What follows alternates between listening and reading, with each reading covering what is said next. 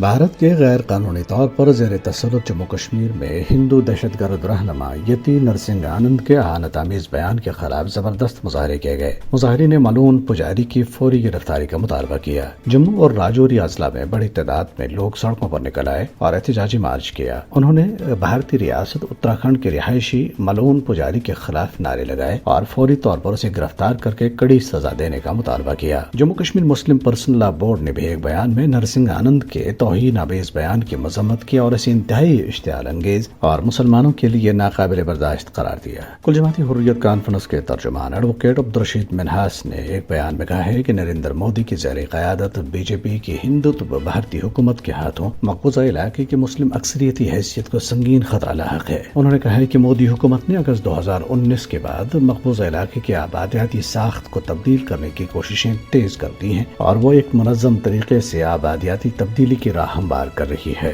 دلی اثنا جسٹس نینا بنسل کرشنا پر مشتمل ایک بھارتی ٹریبیونل نے محمد یاسین ملک کی سربراہی میں قائم جموں کشمیر لبریشن فرنٹ پر عائد پابندی میں مزید 5 برس کے لیے توسیع کی توثیق کر دی ہے۔ غیر قانونی سرگرمیوں کی روک تھام کے کالے قانون UAPA کے تحت لبریشن فرنٹ پر عائد پابندی میں ابتدائی طور پر مزید 5 برس کی توسیع رواں برس 15 مارچ کو بھارتی وزارت داخلہ نے کی تھی۔ بھارتی حکام نے لداخ کے رہنماؤں سونم وانگچک اور سجاد حسین کرگیلی کو خطے کے لیے چھٹے شیڈول کا درجہ اور دیگر مطالبات کے حق میں غیر معینہ مدت کی بھوک ہڑتال کے لیے دلی میں جگہ فراہم کرنے سے انکار کر دیا۔ ضلع پونچھ کے علاقے بہروٹ بالاکوٹ میں بھارتی فوج کے ایک اہلکار نے اپنی سروس رائفل سے خود کو گولی مار کر خودکشی کر لی ہے۔ اہلکار بھارتی ریاست اتراکھنڈ کا رہائشی تھا۔ ادھر مقبوضہ جموں کشمیر کے مشہور سیاحتی مقام گلمرگ سمیت کئی بالائی علاقوں میں موسم کی پہلی برف باری ہوئی ہے۔